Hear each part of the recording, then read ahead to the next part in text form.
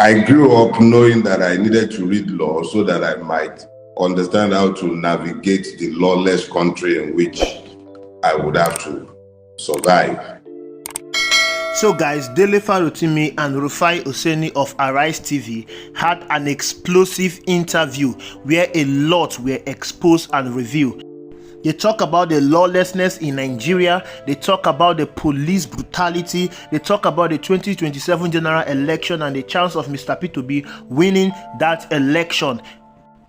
They talk about Dele Farotimi's time in prison and how he was maltreated when he was incarcerated in the prison.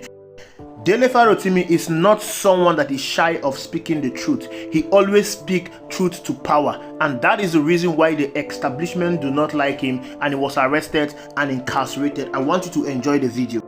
I grew up knowing that I needed to read law so that I might understand how to navigate the lawless country in which I would have to survive.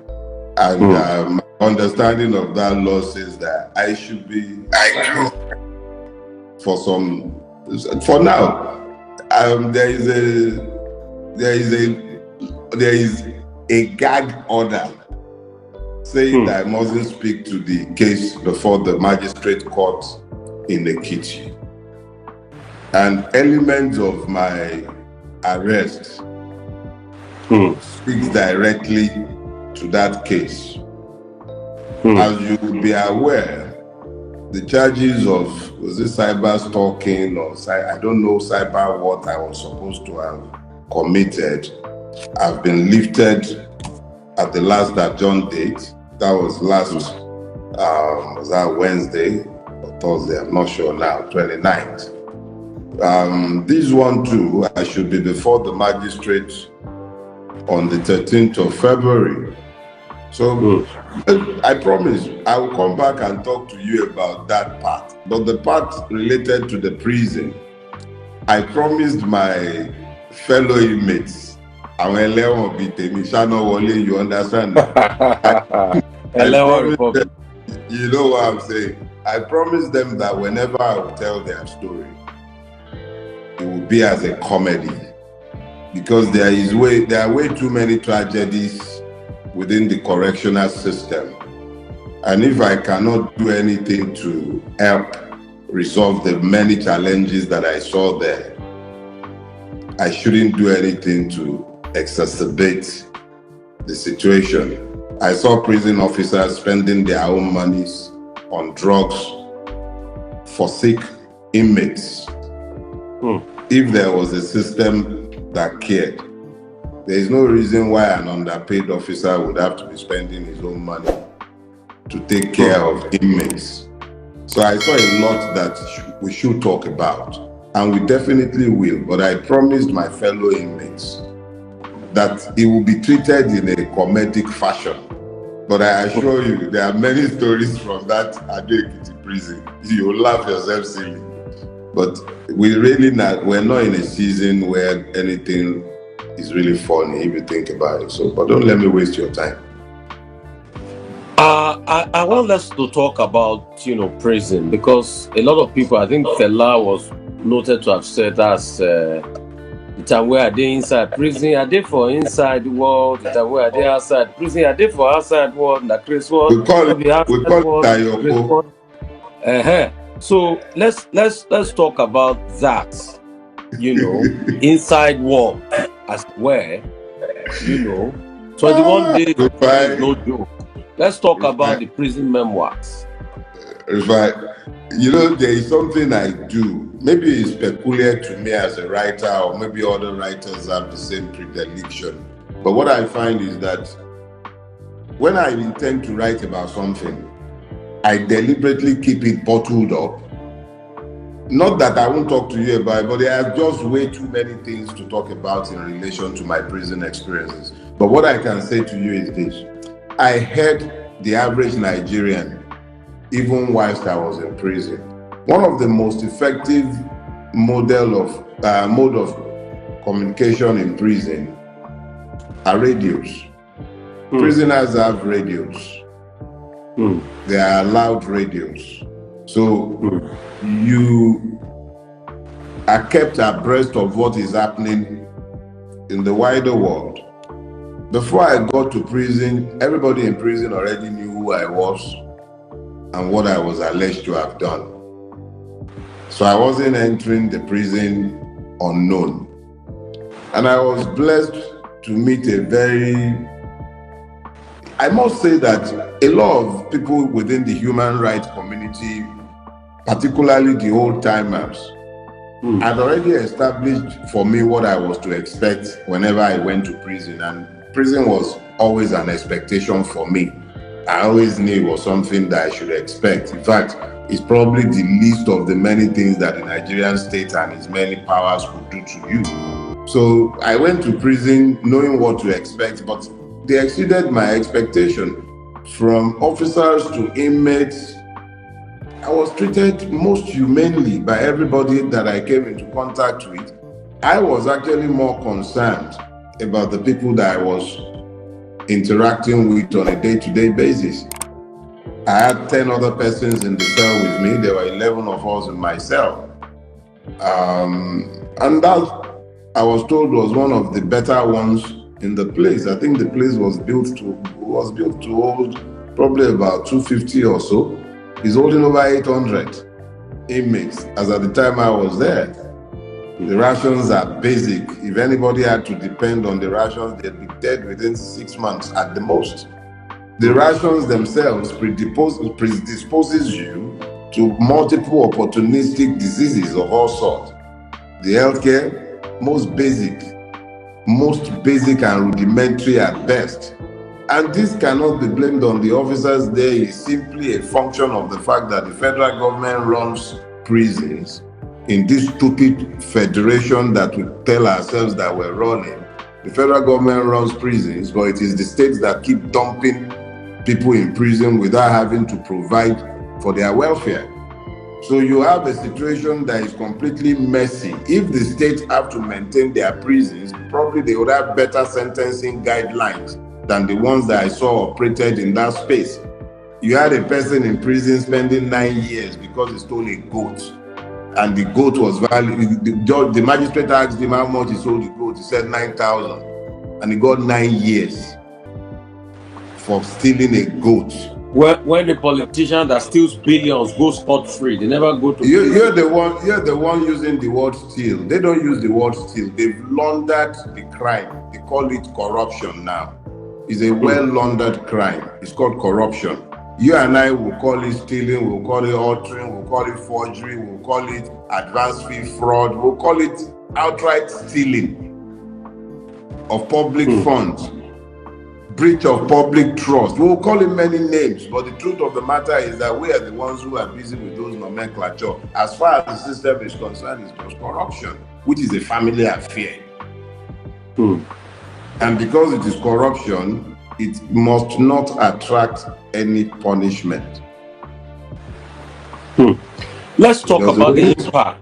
Let's talk about the impact prison had on your wife and your parents. Well, put it this way. I am blessed to have married not just a woman who loves me, but I am married to my friend. So my wife knew that I've already given up myself to the cause to which I have committed my life. She's resigned to that knowledge. 4 years ago, this month, it was a viable murder plot that was revealed to us. Last year, it was imprisonment that became my lot. The fact of the matter is that my wife was always prepared for any and all eventualities. It doesn't mean that it makes it any more palatable when it now happens. It was, of course, a very traumatic thing for her. I kept insisting that she mustn't come to Ado-Ekiti because I didn't want to put her through the trauma of traveling by road. Eventually, against my continuing insistence that she shouldn't come, she found her way to Ado-Ekiti prison.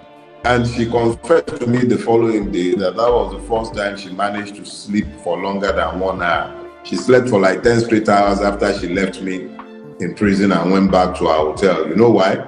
She found that the same person who left home that morning was the same person she found in the prison. Because the reality of the matter is that, Rufai, you don't do what we do without having prepared your mind for the worst that the system can throw at you. I go to my bed every evening, thankful to God that I made it to my bed, or prepared to meet my maker before the morning. And I leave my house every morning, thankful to God that I made it up. I leave my house and prepared my mind that I might not very well come back into that home because it might please my maker to allow that it be the last. And it doesn't necessarily mean that it will be at the hand of a murderer. It might very well be that I'll be sat at my table in my office like my brother, Okunlano, and simply meet my maker. So it's not something that my loved ones worry about as far as my existential safety and all of that is concerned. It's not something that is pleasant to them, but it's something that, yeah, it was not a very pleasant. I want to ask, how particular did your mom take it? Oh, Yawali. My mom is, let me put it this way. She's a warrior. I got my instinctive, or shall I say reflexive, hatred of oppression from my mom. However, she's also a warrior. Where any of her children are concerned, my mom can worry for Africa. And I doubt that she slept a wink during that season. I deliberately avoided calling her whilst I was in prison, even though the average prisoner can make calls through the welfare system. I did call my wife, I did speak with my lawyers, but I deliberately avoided calling my mom because I always knew that was a weak link. I didn't want to call her and then have somebody, because I knew that however much she might weep, it wouldn't break my own resolve. But I didn't want her breaking down and then me ending up sounding like your Gary's son. So I didn't go anywhere near. So she was most affected, if the truth be told. And then there was my son, my autistic son, my last born. My wife kept telling me whilst I was in prison, he kept going around the house looking for daddy, They tried their best to explain, okay, so daddy traveled, but this didn't seem like daddy traveling because he didn't see daddy leave the house with any luggage. Daddy didn't say goodbye the night before. There was no basis for thinking that daddy wasn't going to come back home. And then daddy wasn't home, and then he wasn't home for 3 weeks.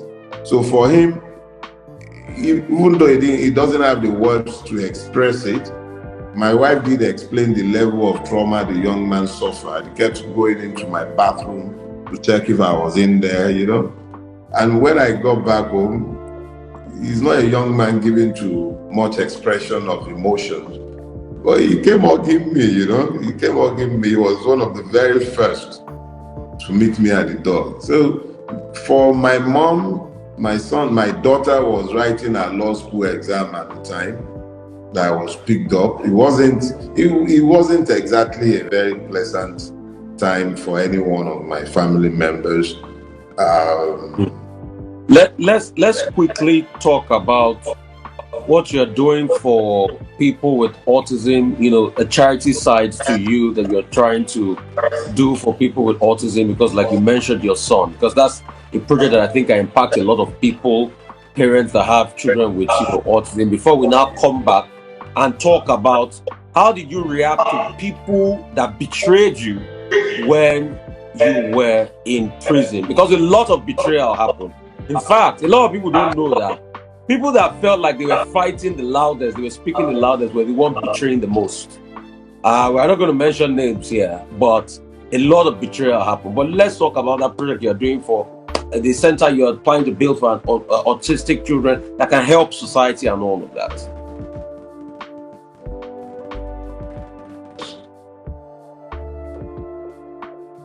I lost you for a few seconds. I got Okay, you up go to ahead. the point where you were talking about those. I lost you for a few seconds. I Okay, heard let's you talk up to about- the point where you said,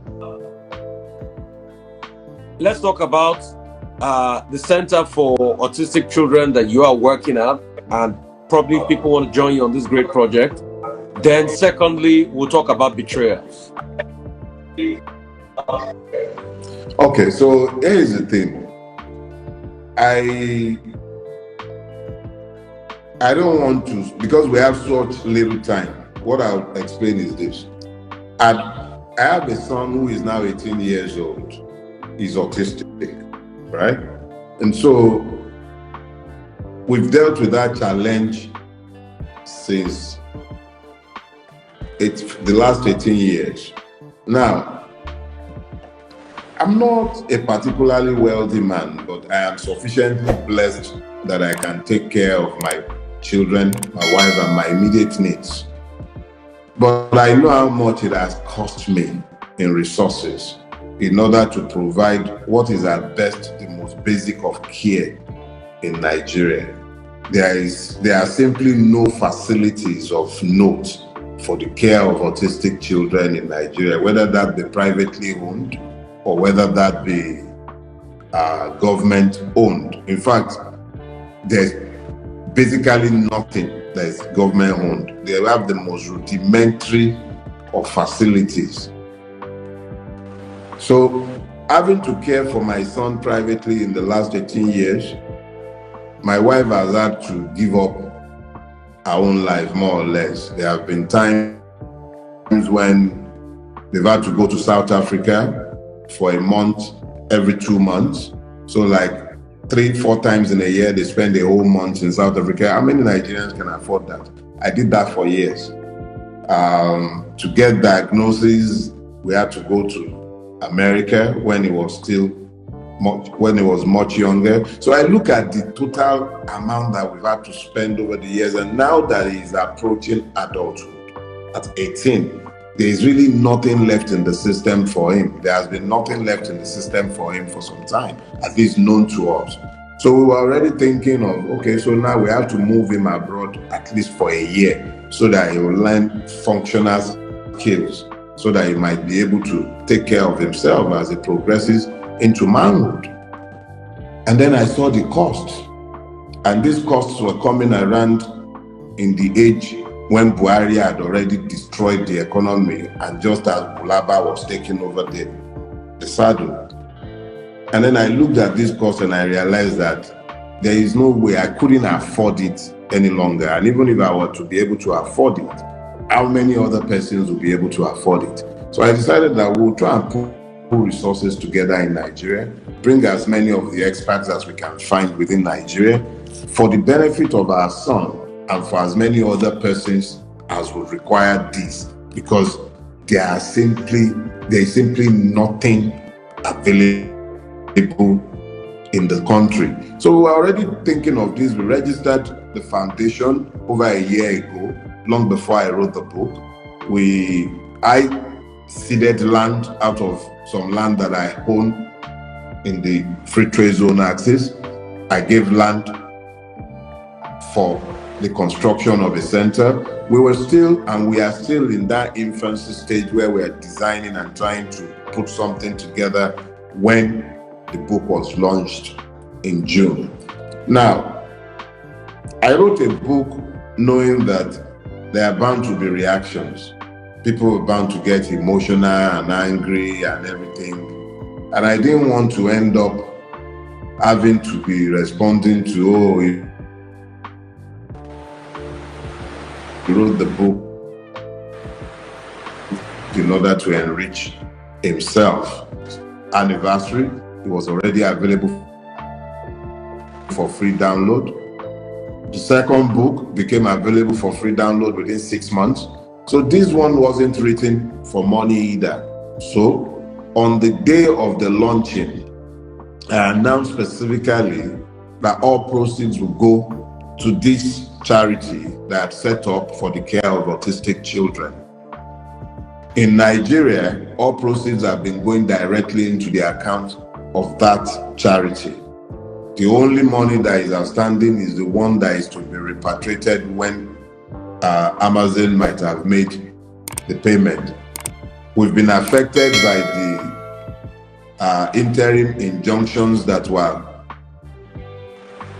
procured up and down the length of Nigeria whilst I was in prison, which has meant that we cannot sell the books in Nigeria. Maybe if we had been able to sell the books in Nigeria, we might have been able to augment the account of the foundation, but we'll see how long that lasts. Now, when it comes to the issue of betrayers, you see, I have never believed in Voltrons. Voltrons are those who personalize the struggle for liberty. So you may betray Voltrons. I am not a Voltron. So nobody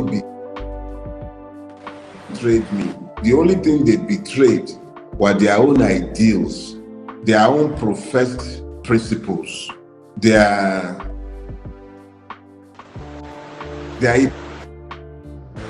hypocrisy.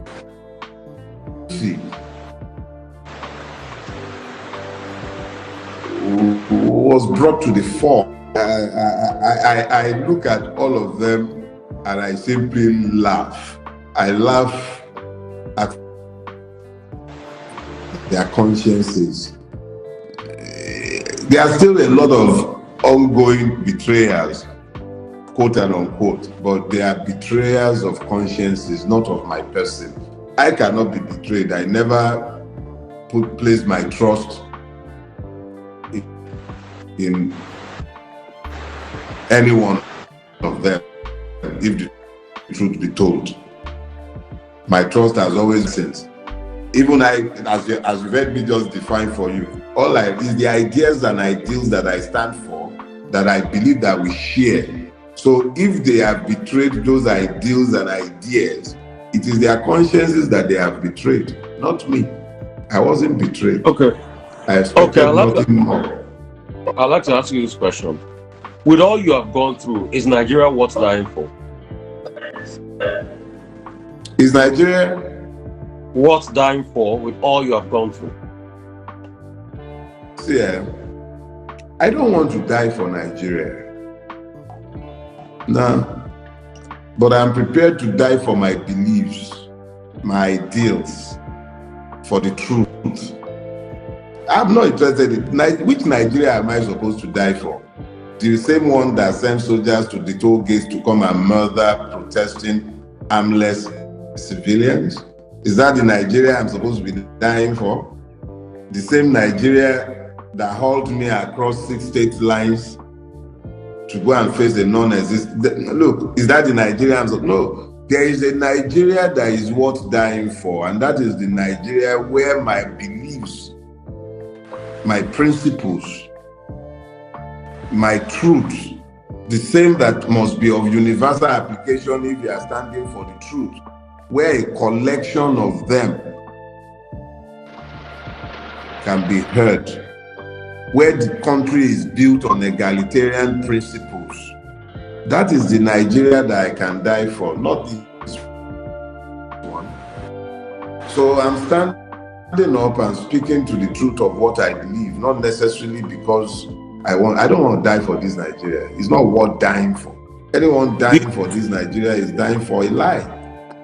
Do you think that 2027 elections might be different from 2023 elections, or you think the politicians will hijack it again? And what's your take on this obedient movement, Peter Obi, a lot of people talking about back and forth infighting in the Labour Party? What's your take on all of that? And Obi's chances in 2027 and this grand coalition these politicians are talking about again? Do you think 2027 election will change anything, or they will just go ahead and just do it the way they normally do it? You see, Yorubas have a proverb. They say, Bí ọjọ́ ṣe máa rí, àárọ̀ láti mọ̀. How the day would progress or turn out will be predicted by the morning. Anybody waiting until 2027 has already lost 2027.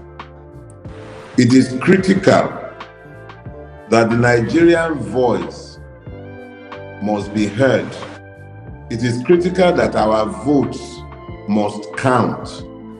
In the absence of an assurance of the sanctity of our electoral rights, in the absence of a clear and unambiguous statement in law that makes it clear that there must be clear transmission of results from beavers to IREV, that there must be independent candidacy to take away the monetized delegate system, and that there must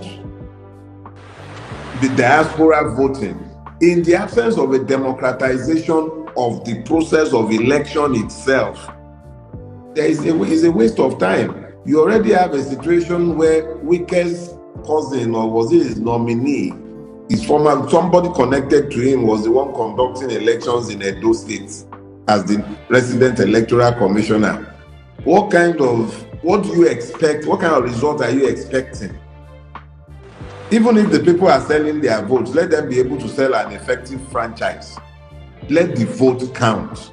When we've done that, we can start talking about all these grand coalitions. I don't believe in any one of those fraudulent platforms. It is the people themselves we need to be uniting, not politicians. Politicians are already united. The only thing that disunites politicians are usually the sharing arrangement and formula.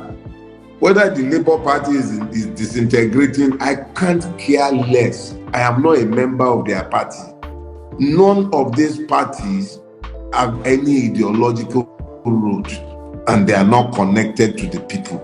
If they are connected to the people, they should be focused on ensuring that there is electoral reform, not all this stupid infighting that is orchestrated by who is getting to share what and who is jostling for what post. I can't care less about what is happening amongst them. As far as the obedience are concerned, what I know, and I have said repeatedly, is that long before there was a Mr. Peter Obi, there was already an obedient movement. It is that same movement that was there during NSAS. It is merely a collection of Nigerians who are So real quickly, I want to ask you something. Baba Kode said recently that it was the obedient movement that caused NSAS, that they started it for America to orchestrate against Tinubu. What's your reaction to what Baba Kode said? He also said that Nigerians that say they are hungry is because they are lazy. Then finally, he also said that Bola Ige's death was state murder. What's your take on those three items? Well, look at it this way. If we were talking about a man I don't know, or to whom I don't have access, probably I might be a little uncharitable in my response. But I know the family. Let me just put it that way. If I have something to say to Baba Kode, I'll probably call the son who was my classmate in the law school. But let me also extend this as well. I am a Yoruba boy, raised by people who were already in their 70s by the time they were given charge over me. At that age, a man in his 80s is already subject to the vagaries of senility. Because if not, he would have known that there was no obedient movement as at 2020. What there were and what there still are today are Nigerians who have been distanced from Nigeria by the fact that Nigeria has victimized them.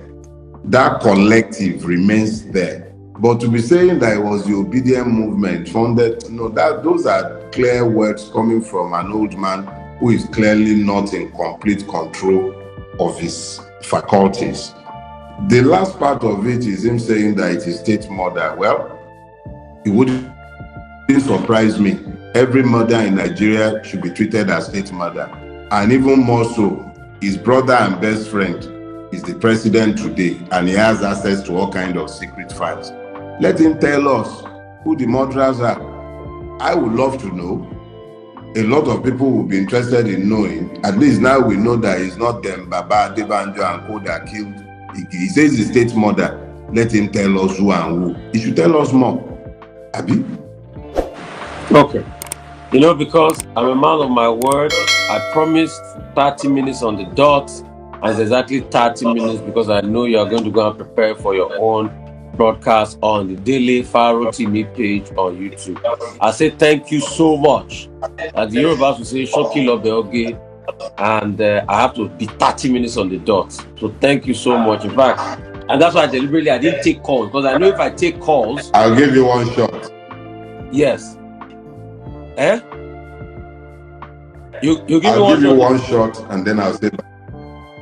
Okay, you give me one shot to say bye bye. Okay, real quickly.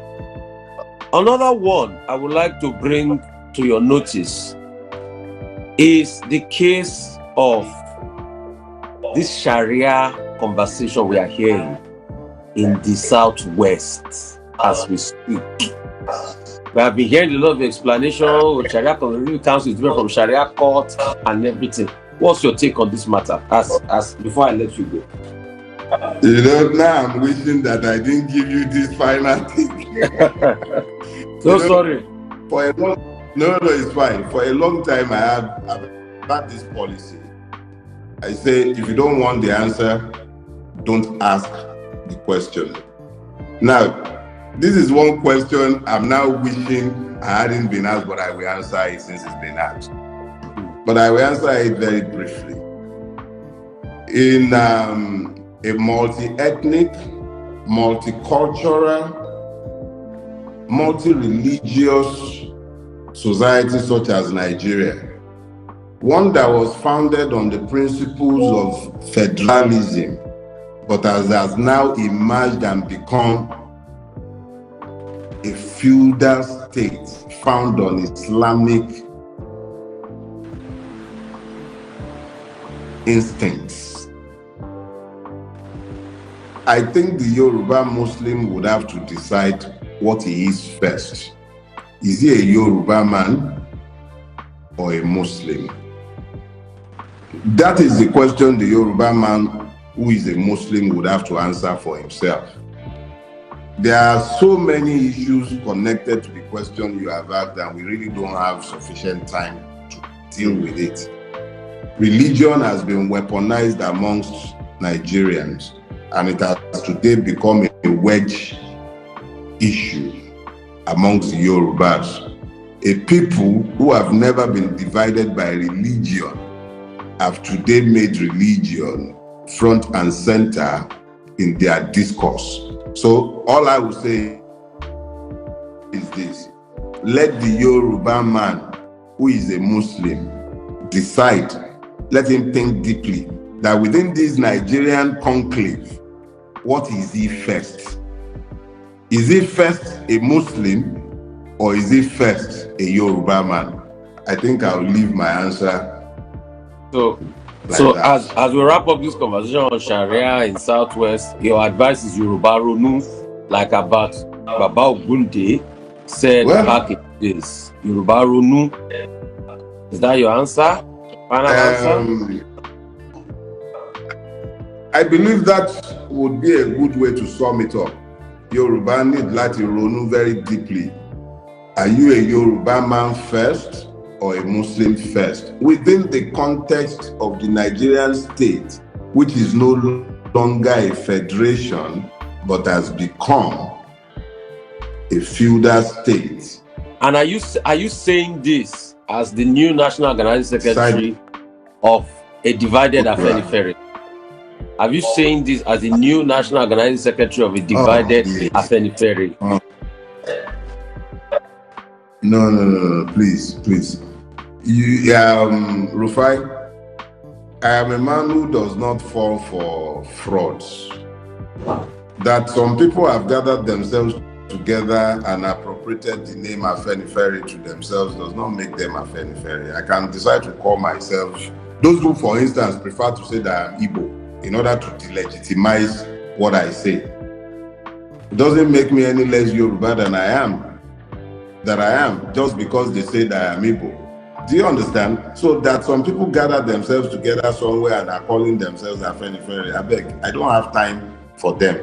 My So role so as the national organizing. you're saying you with Baba, with Baba, not Baba Fashion faction now. You with Baba. There are no factions. No. Rufai, please. I will not dignify that beer parlor discussion that the Akure people would prefer that me and you are having. There are no factions in Afenifere. Some political jobbers would prefer that we be talking about factions in Afenifere. What is Afenifere? Afenifere is the Yoruba name for the action group. Afenifere is the Yoruba name for the Unity Party. Afenifere is the Yoruba name for the Alliance for Democracy.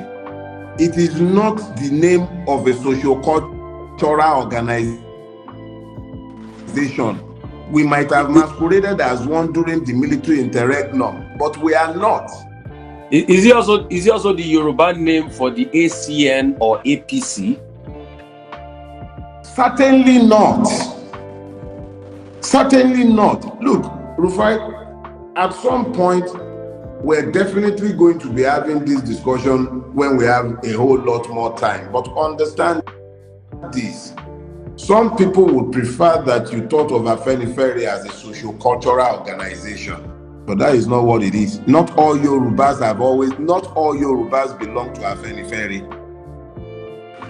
At no point has Afenifere spoken for all Yorubas. That is why you have Egbe Omo Odua.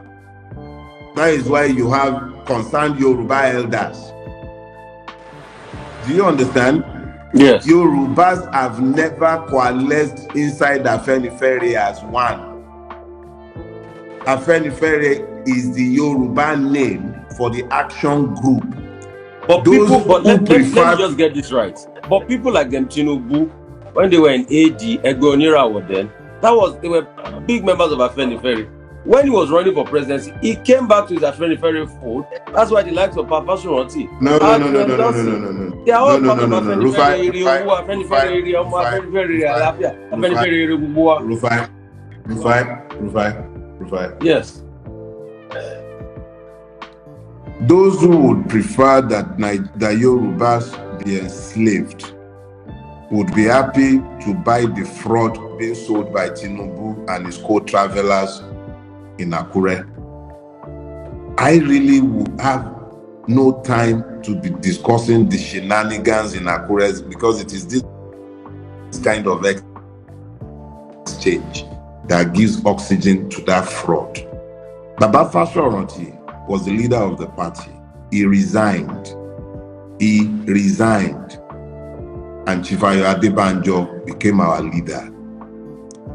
When it was time for Tinubu to run for the presidency, knowing that he could not come anywhere near Chifayo Adebanjo and those of us with him, he went and resurrected Baba Fashoranti, who had retired on account of old age, specifically senility.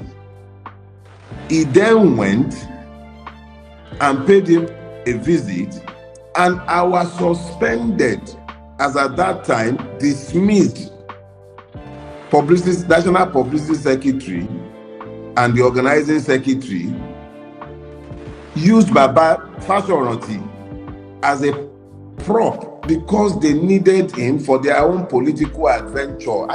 Please, as far as I'm concerned, let them continue to tell the world that they are Afenifere. The world knows who and who are Afenifere. Tinubu used Afenifere when it was convenient for him. By 2022, 2023, and by 2002, 2003, he had already rejected anything to do with Afenifere, and he worked assiduously in concert with others to kill the AD. So somebody who has done that since about so let me just get this right. You are the authentic national organizing secretary of Afenifere, but Fashoranti and other journeymen in Ondo are fraudulent. Is that what you are saying? I'm saying so without any hesitation. As far as we have, I'm saying so without any. So you are saying the man of over 90 years is a fraud. with his own people. What I am saying, what I said to you, I said he resigned on account of old age, bordering on senility. Those are my words. Okay. And I said that these men have gone to use him as a prop to defraud. If a person has resigned, how does he come back from retirement to retake the reign of leadership when the person who took over from him is not dead? The deputy leader, the general secretary of the organization, everybody, the general assembly, all of us are there, and we reaffirmed his leadership at multiple points.